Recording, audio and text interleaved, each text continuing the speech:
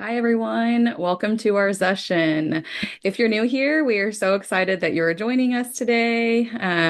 Thank you for being here again. If you're here as a repeat listener, we appreciate your support so much.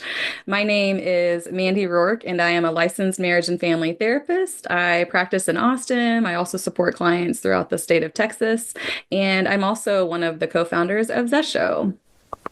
I'm Dr. Sapna Srivastav, also a marriage and family therapist and a fellow co-founder of Zesho, which is a platform for clinician-created mental health resources. Zessions is our podcast, and we orient it around conversations amongst clinicians.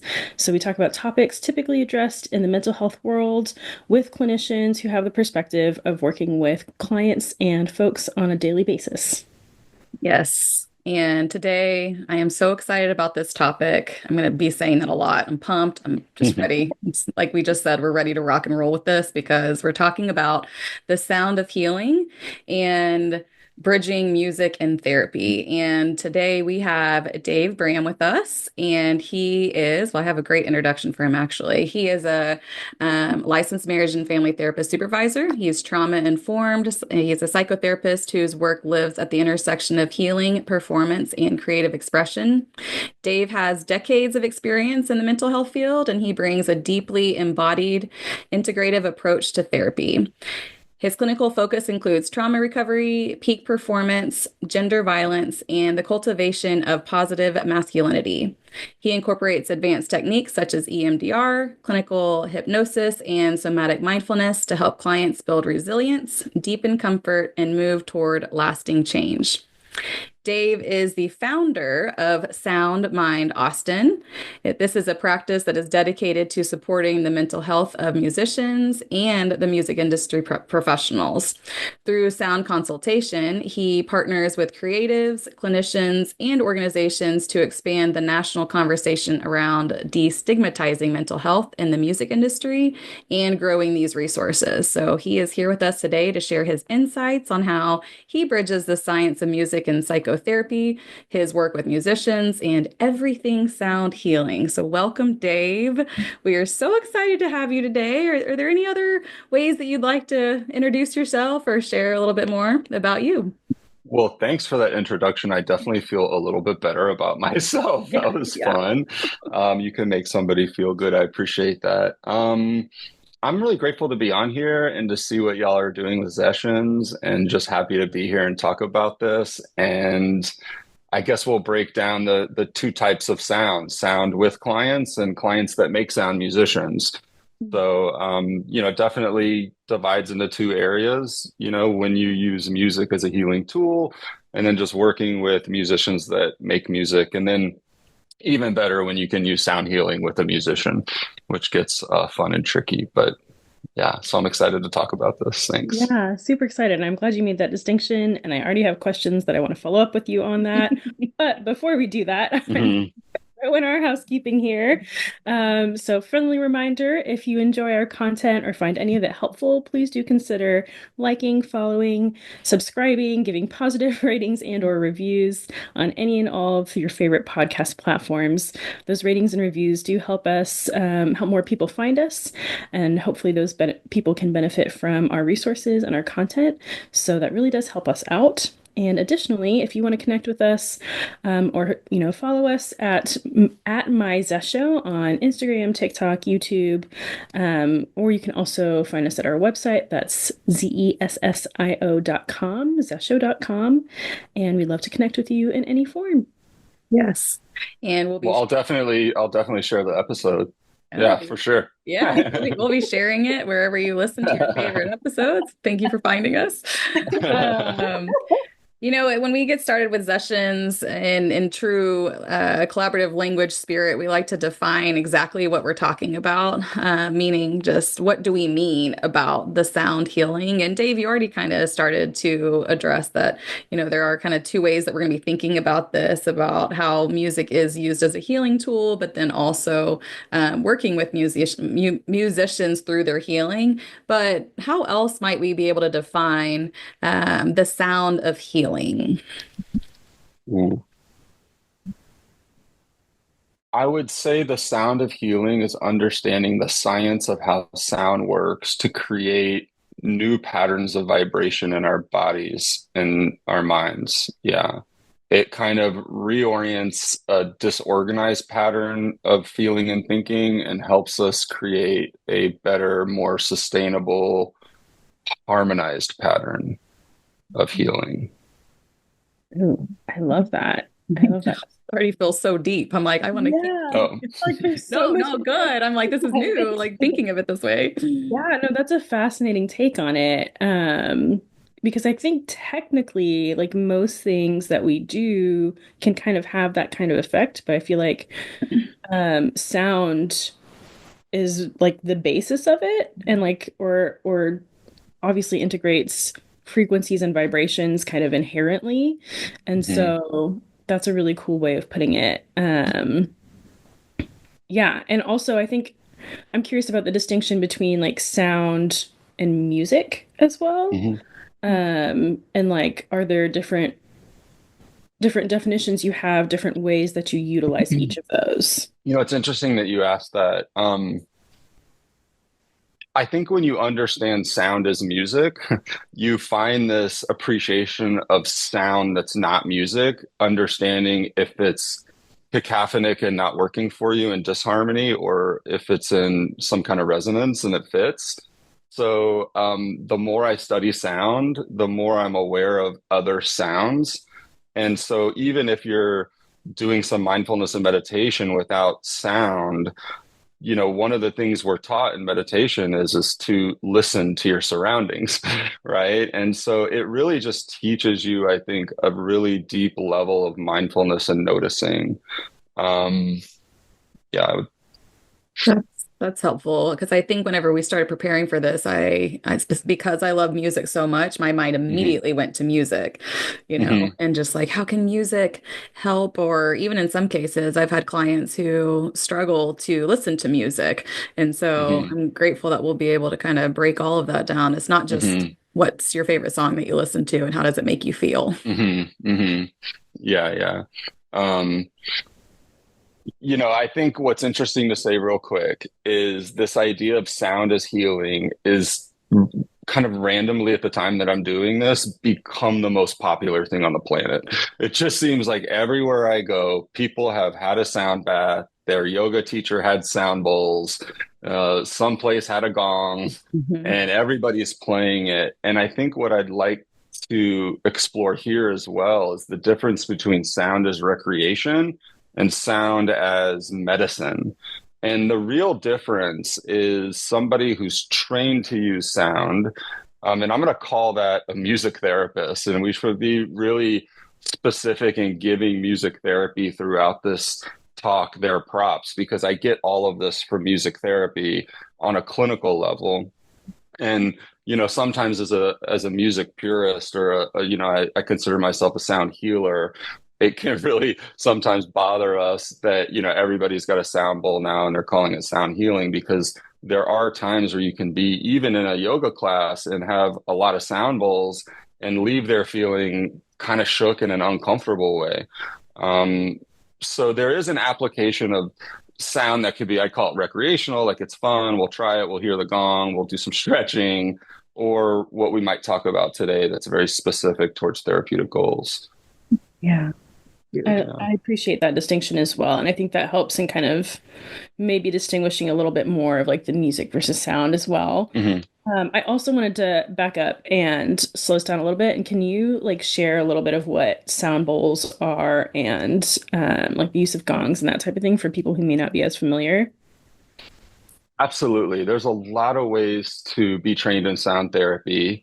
And I'll get to that probably in a little bit, but the instruments that I use are behind me, and I kind of kept these here on purpose. These are always set up in my office, and we use them in a variety of ways, but there's typically kind of two base instruments that I go to. One is a Tibetan bowl, which is made of about 7 or 8 metals, and it's very hard to break. And it's got a beautiful, resonating, reverberating sound. Like the other bowl, this bowl, you can take your mallet around it, and it it sings the bowl. So it takes the note and brings it higher, and it sings it and stretches it out. Um, and then with the crystal bowls, which are 99% quartz crystal, they're very fragile. They break very easily, actually. This is not my first set. Um, I think they're a little bit easier to play, and this is what you'll typically see in a yoga room, in a yoga studio these days. Um, and they're just very easy to play and get this like really nice droning tone that you can go between kind of a bass tone and other notes. And what's interesting about this set is it's essentially called a tuned set. And what that means is it's not tuned like a guitar string because you can't move the bowls and misshape them, but they find the bowls that fit a resonant scale and a pentatonic scale that exist well together. So if you take the 5 Tibetan bowls I have, you can almost play them in any order, and they really sound in tune and in frequency together. And so, yeah, so this is kind of the base. And then around these bowls, you might have some auxiliary instruments, chimes, gongs, things like that, that you can incorporate. But interestingly, I always start off my sound meditations with taking 3 to 5 breaths, noticing the sounds in the room, noticing the sounds in the hallway and outside the room, just like we would in a normal meditation. Noticing the vibration of the throat and the vocal cords and and so you're really, you don't have to use the instruments to talk about sound and healing again, which is, by the way, very similar to SE, somatic experiencing. Like there's a lot of movement in SE, and I'm not trained in SE, so I'm not the expert to speak on it, but of like using your voice to release energy, and things like that. So, we really start with that, and then you incorporate the bowls as you go. I've definitely been to a lot of like yoga or sound baths and things like that. And as you were just going through all of the specifics, I'm like, there's so much more than just like, this is just a quick little relaxation at the end of your Shavasana. There's so much Yeah. more to consider within that. And I am curious, before we go a bit further, like, how did you get started with this approach, or what drew you to sound healing? Um, Well, there's two answers to that. There's, at my age now, there's the recent, how did I get into this? How did I get trained in specifically sound healing? But Mhm. I want to start my story in graduate school at Colorado State University. And years ago, a long time ago, I was in the marriage and family therapy program at Colorado State. My partner at the time was getting a graduate degree in neurologic music therapy at Colorado State University, which, you know, music therapy, known as MT, it typically didn't have the neurologic element, and it was very new back then. And this was in the early 2000s that I was around it. And so it's kind of similar to what we're seeing now in our field with neurobiology. It's like, all of a sudden we're taking into account, how the brain works to talk about how we function with mental health. And this is what they were looking at CSU. And I just want to talk about that program being pretty amazing. If anybody here's listening wanting to be a music therapist, I would check out that program. Um, because I had like this backdoor education, when your partner's doing something and learning something, you learn it too. And so I was just blown away. And I was a believer from day one, which is if we study the neurologic pathways that music goes through, it's doing more than almost any medicine we take. It's incredibly, resonating and restructuring for the brain, and it brings the right and left together and the front and back in unison. And it does so much that I couldn't explain because they have a program for it. And so this was my influence when I was going to get an MFT. So when it came time to do my thesis, I was like, this is a no-brainer. Like I'm looking at people, and I came in loving music. And I remember when I came into my graduate program, I was playing the mandolin. And the first thing a professor said to me was like, sorry, you'll never play that again. Meaning this is going to be such a hard program. You're not going to have time to play, let alone talk about music, integrate music. This is not for music, right? And so I was like, I I think not enough people in our field know how to integrate music into the psychodynamic world. And then when I'm with people from the NMT program and kind of hanging out with them by proxy of my partner at the time, I'm learning that they're fascinated with what I do, but they're scared to be in that room because most of what NMT is addressing are medical issues, which is really amazing, like brain injuries, early childhood development, stroke patients, how do we get walking? How do we get our gait aligned? And it's great work. But I thought to myself, I don't think these languages are being put together. And if I'm just somebody that's a musician type or I want to integrate music, I'm not trained to do that. Likewise, this NMT, this music therapist, isn't really trained to address the trauma and the mental health stuff. So my idea for my thesis was, well, let's co-facilitate a program. In this case, it was for at-risk youth females. And we organized an 8-session protocol where we did a co-facilitation. So my goal was, let's co-facilitate a treatment using music as our experiential element. And then I'm kind of there to take what you're bringing musically and elevate it or deepen it both, right? We stretch it out and we go deeper. And it was pretty amazing. We didn't get, like, in terms of research, it wasn't like a great study in terms of a large sample size, and I didn't get that much feedback, but everybody that went through it did have positive feedback, and we had an amazing time. And it was different than I think anything I've ever done with a group like that without music. And we've taken that model and in my private practice in the last 20 or so years, really integrated that with at-risk youth, collaborating with a local music therapy facility in town, which is unfortunately no longer here, and we're not doing that at this moment. But it's amazing because you get these kids together who are actually always expressing themselves through bad behavior, and all of a sudden you're saying, hit this drum as loud as you can. Like, if you don't want to be here, how would that sound on a drum? If you feel awkward here, how would that sound on a drum? So when we're used to saying, how do you feel on your check-in or some icebreaker, the drum becomes the icebreaker. And we might say, I want to introduce yourself just using your drum, no voice. And so it's a really fun way to engage kids and adolescents. And then on another level, outside of in the study, we use mostly percussive instruments. You still have songwriting, song lyrical analysis. Let's create a playlist with a certain topic, when I'm frustrated and need support, when I just want to leave the world, and we could do a lot with just our love of music to kind of break it down. So that's really how I got into understanding music as a healing modality, which is, again, highly medical, and how do we shift that to the psychodynamic space that we're in. And I haven't let go since. Just love it. That is such a cool story and beginning, and I appreciate how much it paints the context. That Colorado State program does sound really cool, and shout out to Colorado. I know some awesome people over there too. But I feel like I'm gonna go into a little bit of like a clinician nerddom Let's here. do it.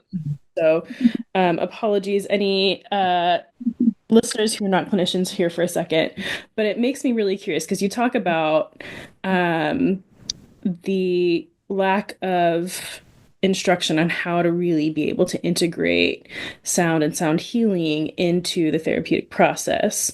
So could you walk us through a little bit of what that looks like for you? Are there certain like modalities that you kind of combine it with?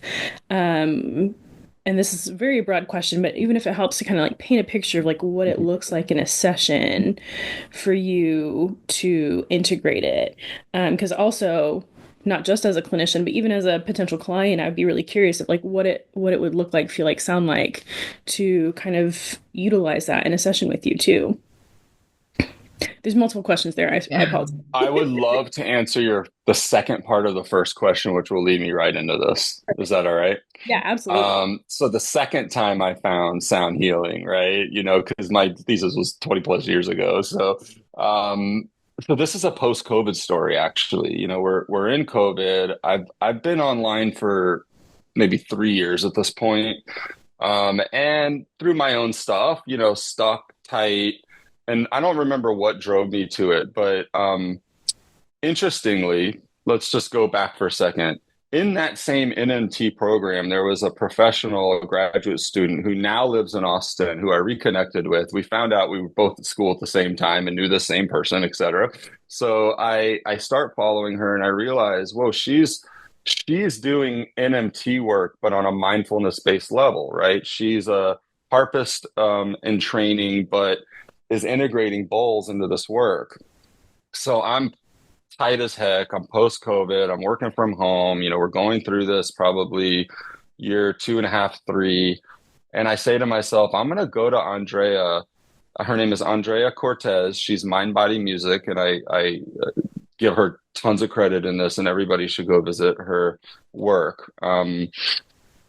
And so I go to sign up for a 45-minute sound bath. And I'm just like, I'm just gonna, like most people, like, man, I need a massage, but I'm a sound bath guy. I'm like, I'm gonna go get this sound bath. And I was sitting in there, laying on this table with bowls surrounding me, and I fell into this trancy bliss. And I realized in this, you know how when we're getting, whether it's our own therapy or our massage, we start thinking about technique.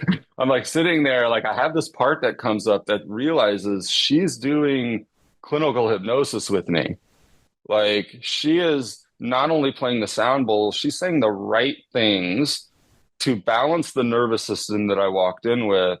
And when I got up from that, feeling completely, I would say comfortably a puddle, like a good puddle. Mhm. Like I was melted. My first thought was I need to do this with my clients. My second thought was I don't want to just be a sound person in a yoga room. Like this is deeper than that. Um, and so that's when it started, when I really was like, okay, I come home, I'm blown away. I just want more sound baths. And I learned that Andrea has, as a music therapist, as an NMT, she's, doing training for the application of this. Now, a lot of people get trained from Andrea from lots of different disciplines, and a lot of people go just personally because they want to learn, and you get a lot of diversity in her students. But I was like, okay, that's the start. And that was how I kind of get back into, all right, how do I do what she's doing in here? And then the trick becomes, how do I do it in a way that's, applicable to me without trying to be my mentor? We all learn from somebody and go like, oh man, I want to be just like that person. And that starts the complication of, wait, I'm not a music therapist. She's a music therapist. She knows how to have me, lay down on a work table, like a chiropractic table, surround me with bowls and take me there. And the process of finding out how to do it for me has been ongoing and really awesome. And so the answer to your question is going to be awesome and complex because there's never one way to use it. So let's get back to that, I guess, right? The question is let's be nerdy. Let's talk about remind me the question. Sorry. How do you are there existing like therapeutic modalities that you kind of combine sounds with, sound healing with? Was the first one. Yeah, totally. Okay. So yeah, it has an awesome natural modality. So the cool thing to think about with therapy, and I think this is true of anything, and this is the way I typically work, is every intervention we fits under a globe of many others. So we start with theory. Is it developmental? Is it feminist? Is it systemic? And if you're doing IFS, you can make that all those things. If you're doing Gottman work, you can make it all those things. So music really hits a lot of big ones. The first one, which is probably obvious, is experiential work, which is kind of the idea. And it's very hard to define. I always found like experiential therapy hard to define, but I always think of it as something that makes you feel movement in therapy, right? So if I'm like, wow, that's amazing, like that's experiential therapy, as odd as it is. I mean, it didn't make sense here now, but maybe with the client it would. So any kind of movement, like, hey, I see we're here. How do we get here? Like, even to move your arm is experiential. In fact, even when a client walks in and they see the bowls, it's experiential. They're curious. They want to use it. They're curious if I'm going to use it. And so we start with experiential. Then there's mindfulness-based psychotherapy, which is so you have the experiential element of using sound to create more mindfulness, right? To kind of deepen an understanding of self, right? And comfort in self, which would be probably mindfulness. Then you have a narrative approach, which is, there's a story to tell when you ask somebody to go on a journey with you. And there's a lot of narrative in that, which kind of leads into hypnosis, which is what I was feeling from Andrea when I was in that session, whether she understood it or not. I'm like, oh, you're doing hypnosis, right? And hypnosis is very much, how do we get you relaxed enough and tell you and your body and your mind the things that it likes to hear and wants to hear, and that would soothe it or support it in that process of healing or the goals that you want to meet. And actually, when we come to hypnosis, a side note, I really believe anybody that's listening to an app that's telling them how to relax is hypnosis. Because meditation on itself is actually quite boring. It's really like, if your mind wanders, keep it back to your breath, and that's really the only goal. And that's the only goal. And we repeat that. There's really no meaning to it. It's just like clear the mind, deepen the breath. And it just repeats, repeats, and repeats. And then the moment we say, hey, this feeling that you're in, can transfer into work, can transfer into home life. You could imagine yourself relaxed throughout the day. This is now a suggestion, which is kind of what hypnosis is like, we're going to give you positive suggestions in a very relaxed state. So when you think about that, there's a lot of hypnosis, narrative, experiential therapies, and then you could put anything into your work once the sound's going. It's a little tricky because you're playing the sounds and the music, but you're also trying to talk cognitively to the client to those parts that they're working on, whether they're child parts or current parts. And so it's a little bit like, tapping your head and rubbing your belly. And that was the hardest transition I had, because I'm trained in all these modalities. I'm trained in clinical hypnosis and certified in it. And so to still use the same language and keep that, narrative going, is always the biggest challenge while you're, rolling bowls. So Yeah. That's my first thought, because the other thing with that is, I mean, the coordination for me would probably be tricky. I mean, I think it sounds like that's just a practice that you work through, and I imagine yeah. it eventually becomes more like second nature, or just that level of comfort with it. But the other thing that came up for me is like, even in doing, at first, I think it's cool that you described guided meditations or like those grounding exercises as a form of hypnosis. I've never thought of it that way, but that makes so much sense, because it does feel different than just like meditating in like a solo environment. But with that, like sometimes I will lead clients through a guided meditation, and I feel like it's a vulnerable experience for me. Like every time before, I'm like, I mean, even in telehealth sessions, I'm like, okay, let's turn our screens off, because it just feels kind of like, just vulnerable. Like you're having to kind of like go into a very like a deeper place within yourself. You have to access that to be able, in my opinion, to like kind of share that with someone else. And so that's the other part of what I'm wondering here is like, not only are you like coordinating and like talking cognitively, but also you're human in this space too. And I would imagine that even those sounds and the vibrations through that within yourself could elicit some sort of additional response that, of course, as therapists, and we're doing talk therapy, you have your own feelings and thoughts that come up. I'm just Mhm. curious I mean, I'm asking kind of a lot of different things here, but No, I hear it. I mean, I think that there is a performative aspect of our work, right? And so even as a therapist, I get anxious before every session, and I think we really should. I think we need to come in with a little part that's like, okay, these people invest a lot of time and money into us, and I want them to get something out of it. So I have that little piece. So we have that, and you're right, to sit behind this with a client creates a little bit, it seems like it creates more pressure, but I just remind myself that this isn't performative music playing at all.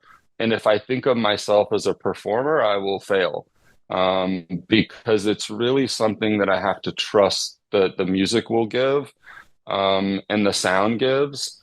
And so, yeah, I never really think about myself in terms of like, will they like it? Am I good enough? Am I doing it well enough? I did it first, right? And I do sometimes still, but the biggest concern for me in my performance is like not tripping over something. If I'm like walking around the room, this is a small office and then all this stuff's on the floor. And I really try not to, and sometimes you do walk around with sound. So you get kind of this surround sound element of sound moving. So I'm always nervous that like I'm gonna clink into one, like trip over one. And every once in a while it does happen. You're in the middle of a session and the handle versus the soft mallet tip, hits something and it makes this cacophonic a dissonance. And you see the client, move their eye like this and then I come back to it. And what's always interesting is after the session, I'll say, I don't know if you noticed, but I had this, and they go like, I didn't even hear it. Hmm. They usually don't even hear it. If they hear it, they're like, yeah, I heard it, but it just doesn't bother me.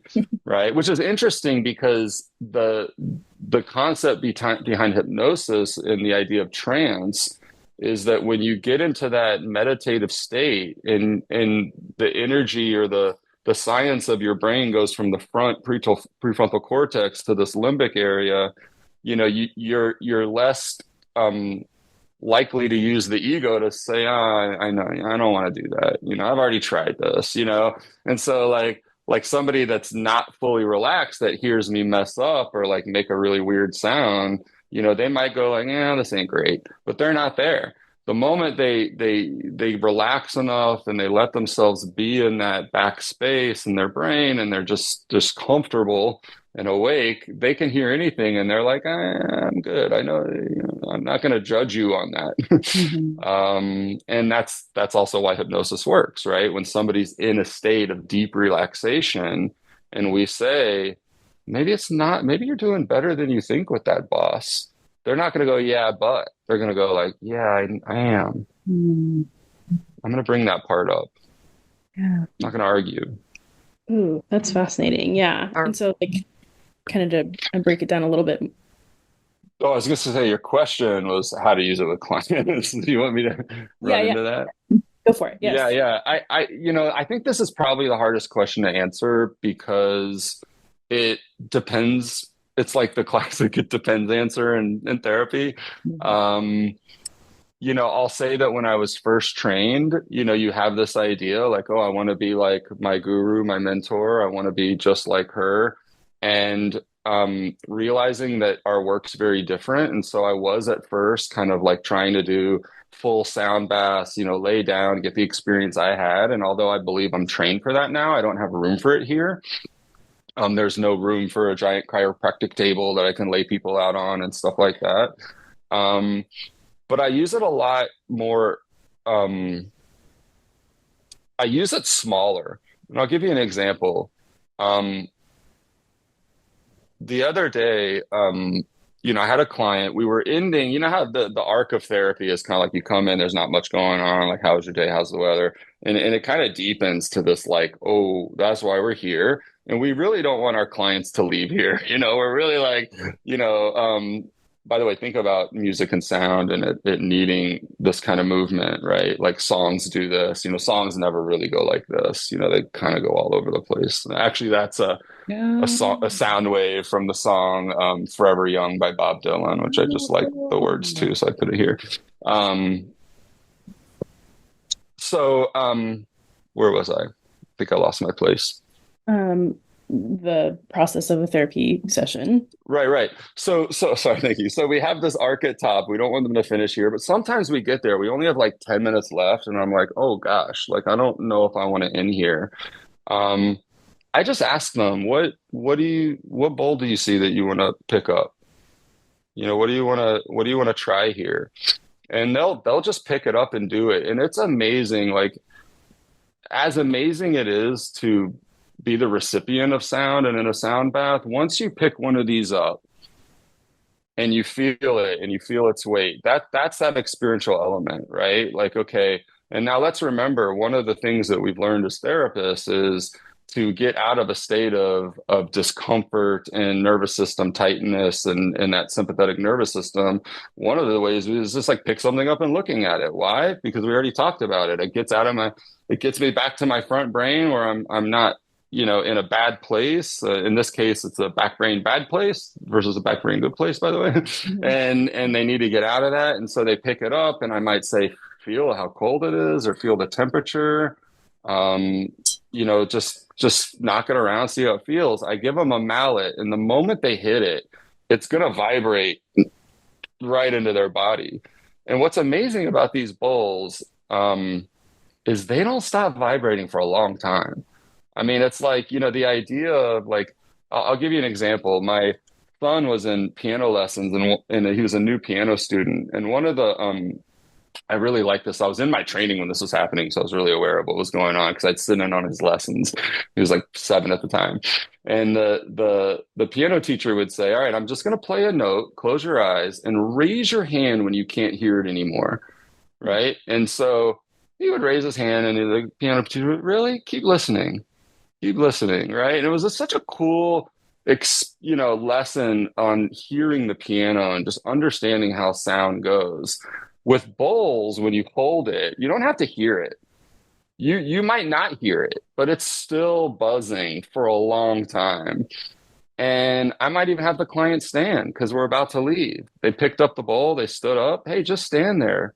Put your feet shoulders length apart. Let's just relax. Balance on the 3 pads of your feet. When you're ready to hit that, let me know. Pick out a mallet. And then I teach them how to play it.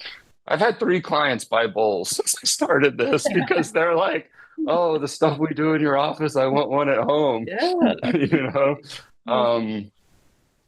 So that's one way to use it. Another way is really in language, and I would say that it's without even using music at all. It's just understanding the concept of music, understanding what a frequency, what resonant means, how entrainment works, which I'd love to explain. And you have all these concepts that I really want to teach my clients, because if they understand that they're rhythmic in the way that they move, talk, act, and breathe, then they understand why they're always in disharmony with the person they're here fighting with. So that's what I point out. I don't point out, hey, it's obvious you guys are arguing. I'm like, hey, I think you guys are on different frequencies. Mhm. How fast is your heart beating right now? Wow, I don't know if your partner knew that. Wow. Okay, that's maybe what's off, right? So you can really use the language of sound to really identify this issue that's happening. And to get into entrainment, I'll first say, what I mean by the heart beating is I always say that this is an example. We don't really have anxiety. Anxiety is just a word to describe how our body reacts in situations when it doesn't feel safe, right? So it's just a word that really means my heart's racing freaking fast, and it's pumping fast and shallow. And so whatever's making it do that, I'm going to call it anxiety or not call it anxiety and behave in a way that's trying to tell you what's going on. So really what's happening when we feel an emotion like anxiety, like fear, like regret, like love, the heart and the body pump and flow in a way that our partners aren't sense oriented to. We're not animals that are, well, we are smart enough to know it. We just have a hard time identifying it cognitively. Like we know it. We walk in the room and go like, what's wrong? Right? Like something's going on, right? Like you can feel the in this case dissonance, I feel something's off. Yeah, you're feeling something really that's like fairly animalistic. When we look at each other and go like, what's wrong? Like, I was reading about mirror neurons the other day, and it's interesting that um, mirror neurons work before we even know it. If you're about to tell me something sad, like I like mirror that without even knowing I'm responding yet. Um, I forgot where I was going with this mirror neuron thing. I'm sorry. Me, I feel like you're kind of connecting that with what are the different frequencies and using that sound of language in your work of like maybe the mirror neurons are Thank also you for getting me connected. back on. Yeah, yeah. So mirror neurons are a good example of kind of how we match frequencies or know that we're not in frequency with someone, Mhm. um, which is really resonance versus dissonance, right? So a frequency, just to define it, since we're talking about the science of sound, is really the rate at which a sound wave moves, and we measure that in hertz. And it's kind of 1 to 1, right? Um, so if those movements of frequencies are in line with other frequencies, you feel resonance and harmony and you have a connection, right? Like that's why we say, oh, I totally resonate with you. I vibe with you, I vibrate with you. And we have all this language that we don't even notice we're using around sound. Um, we usually don't say, hey, I'm in dissonance with you. For some reason that hasn't caught on. We might say, hey, you dissed me. I don't know, but there's ways that that comes out. And so that's what we're looking for in the work with especially couples, or hey, you seem out of rhythm. Where's your heart rate? What's going on? Where's your breath? Right? So it always starts that way. And then you have the application of full sound. Like you can really do anything. You can have a client lay down on the couch, eye pillow on, blanket on. I can do a 20-minute sound session with them, where we're doing really the clinical application of the narrative, the hypnosis, IFS. Everything gets pushed in there just like we would if we're talking to them through a mindfulness and visualization with parts and stuff. And that's where all the magic happens. Um, Sometimes I have two meditation cushions, and I really want to teach people to be comfortable meditating in that space. It's probably the best self-care feature we can access ever. It's the cheapest, it's free, it's always there, and it's the most effective. So I always tell clients, hey, let's sit down, let's do this together. Sometimes, depending on the client, we'll put all the stuff between us and I'll give them the mallet and I'll teach them how to do what we call a walking meditation, which just like you walk in a labyrinth and you walk mindfully and slowly, it's kind of an eyes open, right? You got to see where you're walking, but you're still meditating. So it's quite a challenge. It's like meditating like this. So I might have the client say if they're dissociative, if they're highly dissociative, and we don't want them to zone out with the sound, it's too much for them, and they get lost in it and fall asleep or something. I have them take a mallet and we play together, and we stay slow, and we'll lock eye contact. We're like right across from each other with these bowls in between us, and so it really just depends on the client, what they're looking for, what they need, and really what I try to do is not overuse them, actually. I don't want to be the therapist that's just always doing sound, because it is like any of our, like any of our tools, it's just a tool. Yeah. Fascinating. While we're on the topic of science and sound, there's one more word that you would Oh, use. entrainment. Entrainment, yes. Oh, entrainment. Thank Yeah. you. So I was like, I have no idea what that is, so I would love to hear more about entrainment. Yeah, I'd love to talk about it because it's probably like the most named sound language I use. Entrainment is the idea that one frequency can grab the attention of another frequency and pull it into it. And the example we know of this and where kind of the concept was born was in the 1700s, where they had a clock shop and they were trying to figure out why and how did all these clocks start ringing at the same time when they aren't set exactly to the same time? And generally, all the clocks start going at the same time. And that's what they realized. They said, okay, the frequency with the highest movement, probably the highest frequency gets the attention of the ones with a lower frequency, and they start acting in the same way, right? They start moving in the same way. They're not going to, if the clock is a certain type of clock, it's not going to ring differently, but it will find the same rhythmic pattern as the other one. So here's the example I like to give with entrainment in the family system. My two kids, both boys, they start fighting. So they're fighting, and I'm a frustrated parent. I come in and I start going, "Why are y'all fighting? This isn't." And I start raising my voice. All right, now we're all yelling at each other without knowing. It's kind of normal family time. Wife comes down the stairs and she goes, "Why is everybody yelling?"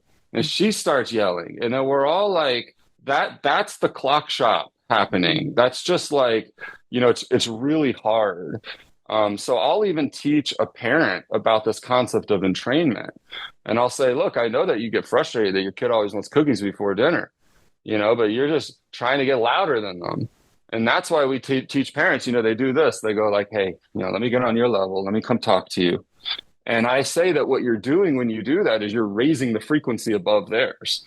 Right. So there's other ways to say like, hey, you're getting pulled into an entrainment process. Like your kids that are yelling, and then you always get mad at your wife gets mad at you because you yell at the kids. This is an entrainment process. If you notice it, you won't get pulled into their screaming and their high frequencies, and you'll create a new frequency that they need to follow. So as we're thinking about entrainment, I'm just thinking about all the different conversations I've had with clients over the years, and I'm thinking about frequency here in the clock shop. I just think it's fascinating to think about. I'm like going to notice that as like these are like sound frequencies that I'm experiencing in my own home, and I think it just gives like a different way of thinking of it. I always think about like our nervous systems of like what zones are we in as far as like Mm-hmm. green, yellow, red, but there's a Mm-hmm. similarity with just like using some different language of like how like where are we matching each other, or are Mm-hmm. we not matching, or what's happening within that. But then I'm going to go off on kind of like a couple different parts of this in my mind, but I think about some clients who have struggled with like self-esteem, for instance. And so when they're in a workplace, this is like something that's really fresh in my mind right now. And they have these other people that are coming in and they seem like they're just like so confident and they're the most like they're speaking up the most and all of this. And like they just feel like they're operating on a different level. And so then there's so much internalization that can happen with that. So like my first thought in that is like, wow, I feel like you could even bring in entrainment in conversations. And maybe I'm not thinking of this like as it's intended to apply, but that's kind of the connection I'm making of like externalize that from yourself for a second. Like they're operating on a different wavelength, not in that they're smarter, Exactly. Yeah. right? Or that you're not as competent by any stretch. It's like you're feeling a different wavelength or frequency from them than what you're Mm-hmm. feeling with yourself, maybe a lack of like inspiration or whatever that Mm-hmm. might be. So that's one part of it. And then this is like this show I watched called what we do in the shadows. It's like this bizarre like Okay. vampire. I don't know if y'all have ever heard of it, but it's all these vampires. It's not my typical watch, but it's actually pretty entertaining. Reason I bring this up is that they have this character on the show that's is an energy vampire. And so it's this vampire that goes to work, and basically anytime you're around this person, they kind of like suck all of the energy out, or like anytime this Mm-hmm. person talks to anyone, they kind of fall asleep. Like you see this and throughout the whole series Mm-hmm. or whatever. And it makes me think about this other Yeah, concept of absolutely. like that energy, that the energy vampires or the energy like hangovers, where you can be amongst people or in different settings where when you leave, you might wake up the next day feeling really depleted by that. And so I don't know, maybe I'm stretching this too far with entrainment, but what it makes me feel is like whatever their frequency is on is actually like causing, it's like bringing my frequency down, or it can. I think that that's more of a dissonance, maybe. Okay. Okay. I think entrainment is is the feeling that person might have of not wanting to get pulled into their system. Right? Oh, everything's about that person. Like, look at everybody being around that person. Like, that person's so confident. That person's so loud in the room. That person takes up so much space. Like, am I going to end up being around that person and just being here versus there? Like, so I kind of feel that pull, right? Like, I feel the entrainment maybe, and I don't want to entrain into that. So Okay. that's where that might fit. Where I probably use it the most is noticing when we entrain out of our parasympathetic state into our sympathetic state, right? So when somebody comes at us in a sympathetic state and their nervous system's tight and they're wound up, generally we'll get wound up. And then what happens in therapy is you one up each other on how up you are.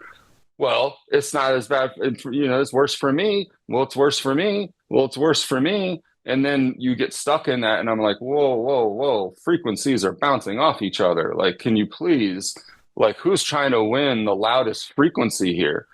Let's change that tone. Let's notice the frequencies. Let's notice your heart rate, And so I kind of want to bring us to the same level. And oftentimes one person, it's kind of like what happens in the room with your example, but a couple.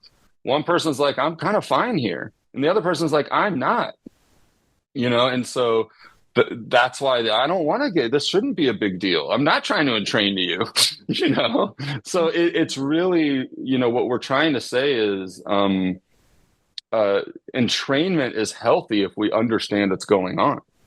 Because then we can shift it like we do with our kids, like we do with an employee, or, like we can shift down instead of trying to shift up to someone else. So that's typically how I use entrainment, but it's pretty incredible how it works when you start to see it, how we kind of move into systems of higher frequency all the time. And really, if you think about our work with clients, we're like, yeah, the world's a high frequency. You go out there and it's like, whoa. And then what do? They come down here to go like, hey, I need to detach from and training to the chaos of the world and the stress of it and the anxiety of it and remind myself I can tune down. Right. So again, even saying that here, like that kind of just came out in our conversation, that this is how it works with clients. So once you get that language of sound and you understand, like, yeah, it's not anxiety. It's a beating heart. Stop calling your partner anxious. The person's telling you their heart's jumping out. That's what matters. Yeah. Right. How are you going to train to them instead of a train away because it's too scary? It's too high of a frequency. That's too scary. I don't want to talk about that. That makes my heart rate go up. So now I'm in fight, flight, freeze, maybe flight or whatever. Right. So yeah, entrainment's everywhere. That's fascinating. And I think I will again jump into a bit of a clinician nerd moment here, but I think I'm making this connection myself, and it's exciting because I'm a nerd. But it sounds a lot like there's a modality, Bowenian, and a concept within that called differentiation. And for those who are not familiar, like it's the concept of staying connected to someone, but also staying separate enough that you're kind of maintaining your own identity and autonomy. And that's kind of what this sounds like. It's kind of like a more tangible version of differentiation, and separate in some ways too, but it's a very tangible way of kind of explaining how to stay connected to someone else, but also maintain your own frequency and recognize when you need to change your own frequency. So you have autonomy over that as well. And there's something that you can do about it rather than kind of this broader Absolutely.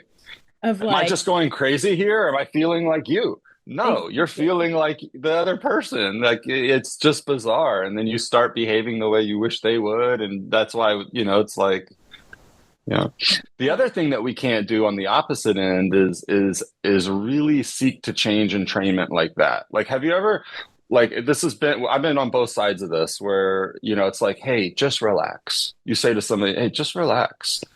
Like, that's like near impossible if you think about it scientifically, right? Yeah. So like what you're saying is, hey, entrain to me. No, maybe let's go on a walk. Let's take that. Let's walk and talk. Like, give me that energy, and I'm gonna train. I'm gonna bring you back down. I'm gonna fall into your pattern, and then I'm going to bring you down. But if we ever say, hey, just relax, nope, they get mad. I probably say that all the time in my family. Yeah, no, I was actually that's gonna be my follow-up too, is like what are ways, because it's not Hmm. an immediate process necessarily. It could be in some cases, I would imagine, Hmm. but like probably with the help of some kind of outside process, sensory activity of some sort. But it can take some time. And so you've shared a little bit of like, especially with couples, how you can kind of help identify like weird, and training differently, dissonant. There's a lot of Hmm. dissonance, but Hmm. um, what are ways that you kind of would suggest that people can help and train? Because it also sounds like a way of like co-regulating if we're thinking of like It couples. is.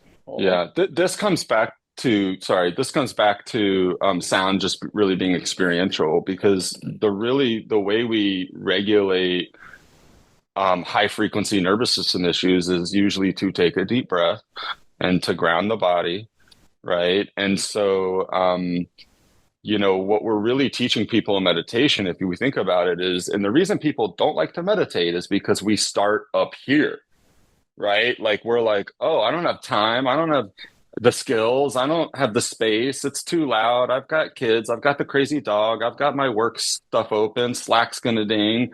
Like I'm too anxious. I'm too stressed. And so they sit there and they go, I can't do this. And I'm like, yeah, because you're entrained to the system where it's got your blood pumping fast. We don't even notice. And so the challenge of meditation itself is how do I start up high at this high frequency? And isn't the goal that at the end I feel a little bit more grounded? So that's really what we're teaching people. It's really, again, I come back to like this is a tool. It's a pretty awesome tool and it's highly effective, I think, right? Because it's reorganizing patterns of actually how our body sits. And the example of that is cymatics. Cymatics is a really cool concept, and it's this idea that sound shapes patterns, and what we see in cymatics, and it's really the study of sound patterns. Is like if you take water or sand, and let's take sand as an example, and you put it on a flat table, and under that table you have a massive bass speaker, and in that bass speaker you've got an actual bass, four notes, and you hit a boom, you hit your E. All right. Well, what's going to happen is it vibrates under the table, and all the sand that's just pushed in the it pops up and it jumps, and it feels those frequencies, the vibrations, right? Um the resonance. And what happens is when it goes away, it's in an actual pattern. And then if you play a different note, it shakes and it might go into a different pattern. And each note gives a different pattern. And this is true as well when we play it in water. And I've tried this with my bowls with water in it, and it creates this pattern, and it jumps in a pattern. It actually jumps up, and it looks like it's like just like little explosions in the water, but it's all pattern like a fountain. And if we think about our bodies being made 90% of water, and some people say from the earth, then okay, well, there's a lot of science and reasoning that this is why it's so healing and why the ancient Ardavaic cultures in India were the first to use this, 5,000 years ago to 2,000 years ago. I don't know the date exactly, on using this as sound healing before medicine was invented. Or we should say this was the invention of medicine, was sound, right? Because we're made of these elements that are water and earth, and we know how organizing it can be when we're put back in resonance. Yeah, I have so Fascinating. many thoughts to this. I think I'm trying to think of where to begin because maybe I'll start with the language piece of this, that I definitely work with clients who, whenever meditation is even brought into the space, it's kind of like, it's similar to how you described of like, oh, it seems kind of woo or not my thing. I'm not very spiritual, like, misconceptions around what it is, but then also just all the excuses as to why, or explanation, maybe I should say, of like why they don't like it. And I was even just thinking about how renaming what you're doing in that of like if you feel like I like the way you described you're entrained to like the system and like the outside energies and frequencies that are happening. And so it's almost like what space do you want to entrain to, or like what frequency do you want Mm, to get to is kind of almost where I see you're like renaming it to some, but in a very practical way where it's like I think there's so much like visual imagery that can be brought into that too to to allow more access for this versus just like thinking meditation. So that's one thing that I thought was just interesting around like just how you use like the language of sound in your work to create additional meaning that might not have been considered. But then, man, everything that you were just talking about, it made me really think about our nervous systems. I mean, obviously describing sound as medicine, but there's been so many times today that you've brought it up where I think about when our nervous systems are in such a flooded state, the thing that helps us get into that, like you described it, that prefrontal away from lizard brain into prefrontal cortex is that redirection. And I mean, when I'm thinking about that with like being a parent, we've used humor as a redirection many times, you know, to the point where I'm kind of like, mhm, are we redirecting too much through mhm, humor? But it seems to have works for the most part. But that redirection is like, as a therapist, and just person, I'm like, what are the other ways that we can redirect so that clients and people feel like they have more things in their toolbox? And so as you've brought in these different concepts, you know, the sound bowls and just like sound in general of like, I don't know. I feel like the nervous system, there's just like so much love people can give to and comfort they can give to their nervous system in a very accessible way.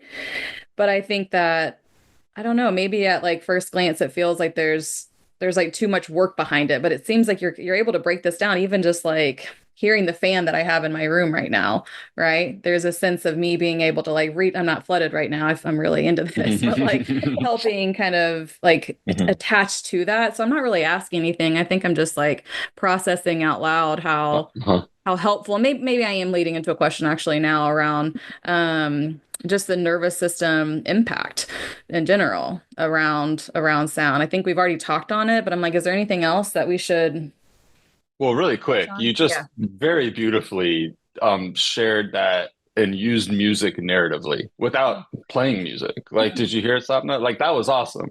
Oh, Yeah. Like, you just used it pretty well. I'm gonna go back, and I know this isn't really about sound, but I always tell my clients that meditation isn't the right word. It just brings up too much. Right. Especially in the West, it's like a lot of pressure. Like, okay, I now, if I'm a meditator, I'm gonna like need incense and all the special stuff. And like, like it's a lifestyle or something. And it's like, what I really tell my clients is, what we learn from meditation is a secondary benefit that you're going to get. The reason we're doing this is because it's absolute science. That is it. It is science. And every once in a while, I get a client on a consult who's kind of trying to find a therapist, and I could tell maybe they don't want to see me for whatever reason. And they kind of ask this question. I don't know if y'all get this, but every once in a while, the client just says, "Well, if I don't come back, like, what advice would you give me? Like, what's one thing?" And I find that to be such a tricky question. And it occurred to me that the answer is learn how to breathe. Like learning how to breathe is absolutely a science that we're never really taught, and it's probably the most important thing we do because without it, we're not here, right? So, I say meditation is like the word God. Like everybody hears it, and they're gonna like really identify an image and what it means, and if it's spiritual, if it's religious, you can go on with hey, what does God mean to you? Like, right? Meditation's the same word. It's what you get out of breathing is meditation. So you might have meditated, but we're not going to call it that. We're going to sit, we're going to breathe, we're going to learn how to listen to your body. And what you're listening for is, where does my nervous system find its middle? Right? Now let's be clear. The therapists, we often forget, like we think, okay, our point in mindfulness or sound meditation or whatever we're going to call this stuff, is to get you from your sympathetic state to a more comfortable parasympathetic state. But the goal isn't to stay there, right? If I was just in a parasympathetic state and really comfortable, rest, relax, digest, that's great, but all the time would look depressed. Like we need the sympathetic state to get out, to move, to react, to be in the world. to meet our needs, and so it's really the balance of the two, and they do hold different frequencies, right? Um, and this is similar to jumping into the window of tolerance. And I use it, and my musicians get this a little bit more. They call it a hypo state down here, kind of depressed down, a hyper state up here. I call it a low frequency, high frequency. It's just easier to understand, and so what we're really looking for is how do we use this language, which I think what you're asking, to kind of address the nervous system and find peace in it, which is that it works together. But in the world we live in, there's a saber-toothed tiger every freaking day, right? It's every day. It's like the work meeting, the emails, the kids, someone yelling at me, a partner that I have conflict with, a boss that I don't like, traffic, news, politics, right? And so we have so much unplugging to do that it's like, as therapists, we sometimes get stuck into being like, hey, we're going to use all this to ground you. But sometimes it's like, hey, let's not forget to stay moving, right? And in the concept of peak performance, this is the goal, right? Which is, how do you take a relaxed state and imagine a chaotic scenario going through it well, right? Now, I just happen to love the use of sound. So like, you can talk about it, and we could spend our whole session being like, I never played it. And we talked about sound frequencies in your life and entrainment and all these stuff. And I bring them up a lot in sessions, and good clients will come in and be like, oh man, I had a moment of a high frequency state, and this is what happened. And they use that language, and it's great. And then if we can bring the bowls in, even better, because now you can, what the bowls essentially are doing is it's saying, hey, I'm going to meet, if we think about a sound wave, a frequency being a series of vibrations moving out. Well, what I'd like to do is clear out the negative stuff, right? Like if the tune that you came in with in cymatics was all messed up and it had no pattern, I'd like you to leave here feeling like you're back to a pattern that's sustainable and comfortable for you. And that sounds a little woo-woo, but clients leave going like, whoa, I'm actually kind of shocked I'm so comfortable. Great. Good. See you next week. Yeah. Right. Yeah, no, that's fascinating. I think I've thought about it in that way in my own meditation practice, that I kind of forget of, like, it's almost like just a tool for changing your frequency, essentially. And so it can look any way for anyone. Mm-hmm. Right. It's helpful for them. And like a walking meditation could be like how you change your frequency. Sure. So yeah, no, it's very cool to hear it put in those terms. I know we're coming up on time a little bit here, but I wanted to ask one more question around, are there any like specific like presenting issues that you feel like this approach is particularly helpful, or can be particularly helpful, or list of issues? I mean, it sounds like it can be helpful in many different contexts, but are there any specific areas that you tend to work with clients around specifically that you think it can be really effective, that maybe it's like an alternative? Well, the grand thing is what we've been talking about, which is really understanding your own frequencies, your own nervous system of frequencies, and how you entrain or don't entrain to others, and just really being aware of that. But I tend to feel like I want to say I use it surgically. It becomes that tool that helps deepen the approach to mindfulness. Like we said, you were saying, Mandy, that people kind of like want to turn their videos off, and it's like, okay, this is awkward. So it creates like, it goes from awkward to people going like, when can we try that? Like they come in here and they see it and they want to use it.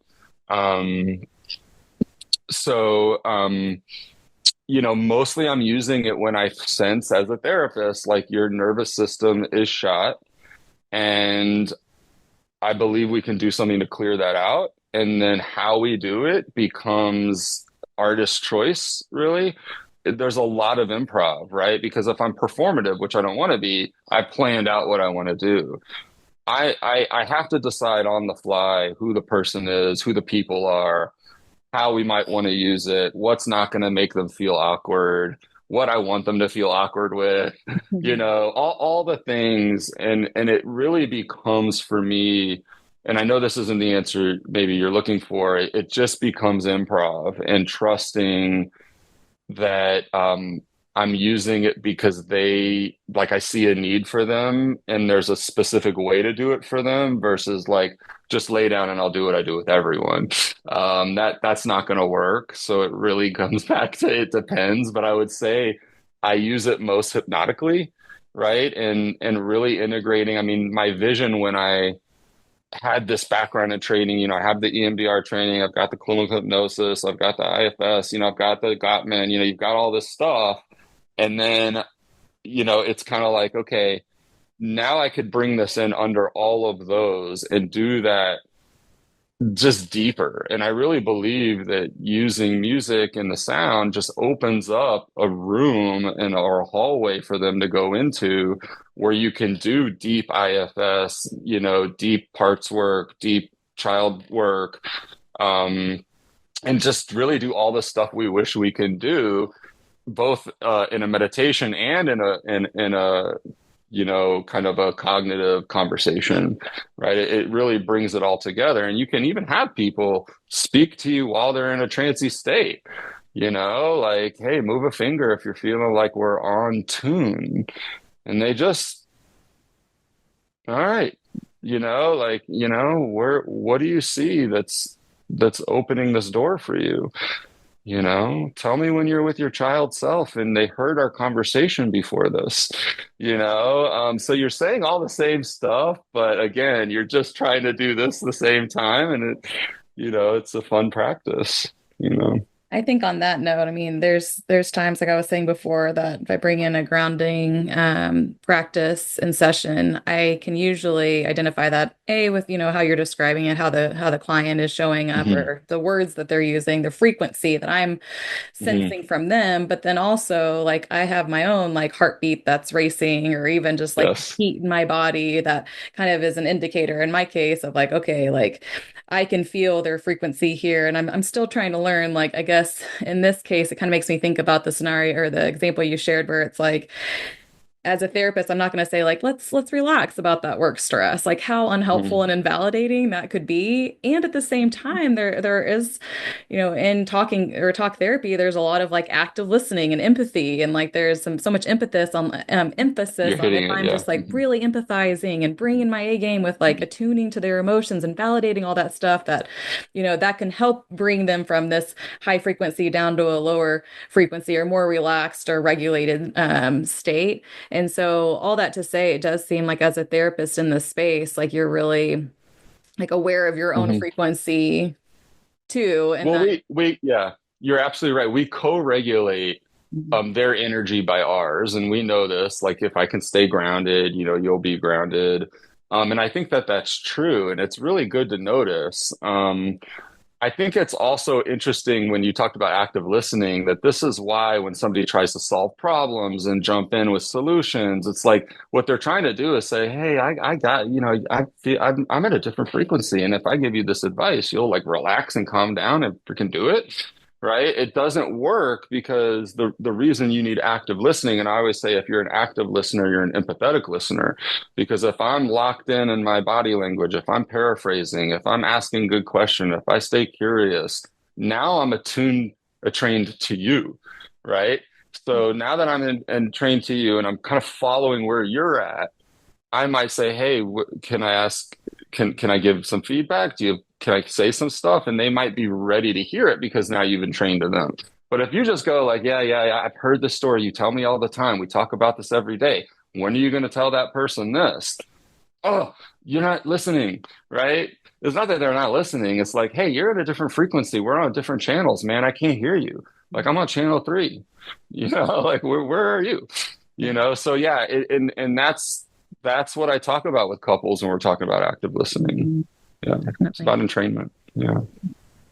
Oh no, that's so helpful to hear. And I appreciate you making that point too, because I was like thinking about it both in the context of like as therapists, we do try to entrain to the Hmm. frequency of our clients oftentimes, but in some points it could be helpful for them to entrain to our Hmm. frequencies. And so balancing that kind of Hmm. can be challenging at times and kind of the same for within a family system or within a Hmm. couple relationship. So that's a great point. But I also want to ask, as we're kind of wrapping up here on time, if there's anything else that we didn't get to that you wanted to make sure to touch on, or any particular takeaways that you want to reemphasize. Well, there's one thing we didn't get to, and then one thing I can close with. We didn't get to working with musicians, but that's probably good because we had so much fun stuff to talk about with just the science of sound. Um, so maybe another date Part we'll do two. part Yeah, two. that was But good. I'll end on this, and this might be a like a fun narrative example. But if I were to say anything upon leaving to a listener, I would say to find your rest note. And the rest note, which is actually right there on the wall, it's actual music notation and music theory that has a notation in the bar of music and the staff that says, okay, you play a quarter note, rest. No sound. And so I always think it's interesting that there's a notation for no sound in music that makes sound. And if music needs a reminder to rest and to be silent, then so do we. And I really feel like that's really the goal of what we teach our clients is, everything moves fast and quick, and there's a lot of pressure on us to perform in our roles, or whatever those are. And really what we're trying to teach clients is slow down and rest and make note of the silence that you can create between sound. And that's what I always say to clients. And you can find rest notes probably best in times of transition, right? I get off this call and this talk, and I'll soon see my kids. Between now and there is a time I can find the rest note, because when I'm with the family, it's like we get busy. All right. And then I'll have another chance at some point to walk away. Where's my rest note? And as long as we're playing that rest note, the song doesn't look like this. The song has movement and patterns and its system that it can kind of, back to the window of tolerance, it kind of finds its median. Um, so find your rest note. I love that so much, Dave. That's such a beautiful way of thinking about it. And I, yeah, I'm gonna bring a lot of what you shared into my own work. Like borrow this and that because there's so much.